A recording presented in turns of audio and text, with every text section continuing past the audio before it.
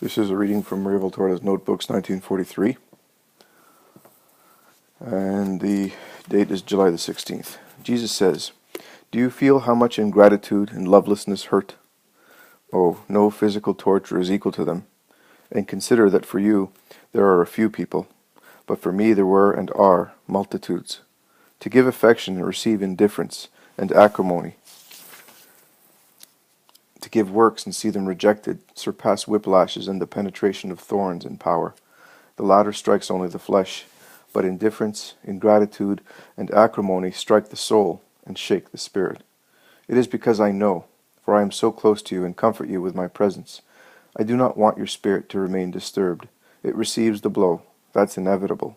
But my presence at once restores balance. Do not look at creatures, look at me. Do not think of creatures except to provide for their very poor soul. Think of me. Do not love creatures for their person. Love me in them. You will find thus in them what deserves to be loved. Maria, it is the hour of darkness. Things are happening as I showed them to you in a dream. Hasn't the moment of certain knowledge come too quickly? Pray with your whole self, for the moment is tremendous in itself and in its consequences. If people were able to reflect, they would strive to be good, to bend goodness in their favor. It is always the same word which I must instead say to them. Selfishness dominates them. Therefore, prayers, sacraments, and sacramentals, rendered impure by selfishness, have no power against Lucifer, who is deranging the world." That evening, Jesus says, "I will give eternal life to whoever comes to me, the source of life. I will be in him like a flow that never dies out, and that washes and fecundates with its being. But to those who are able to come to me with true and generous love, I will not only give eternal life, and be the fount of eternal life, but I will be a source of perpetual sweetness." True, generous love is possessed by those who care about nothing but my interests, and do not take their spiritual gaze off me.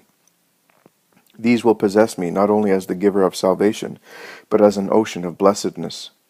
I am afflicted by the fact that the world is unable to love, and give itself to this love, which would make it blessed, for I know how much the world loses in not knowing love. Love, the perfect love of your triune God, remains, not inactive, for the love of God is always active, but disparaged by the world.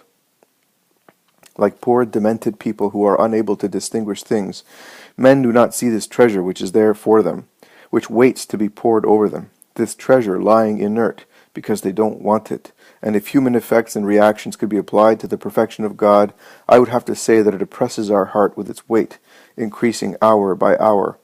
I will explain to you how. But our perfect Trinity is foreign to human forms.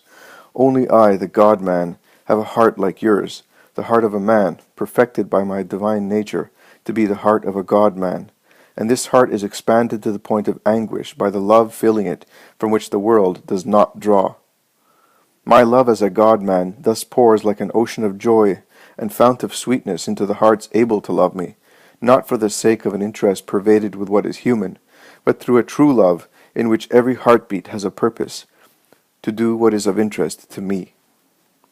Wedded to the interest of their Jesus, that is, to his glory, which is at heart your glory, for the glory of God is haloed with the glory of souls risen into glory, it is right that they should savor the taste of their God, beginning on earth. And I pour my waves of sweetness over them, with all the love of my heart. Come, all bitterness is annulled for the woman who drinks at the fount of my love." Then, on July the 17th, he says, "Have you ever seen what those who want to have soft wool to sleep on do?" Now, this is a vision that has already been read.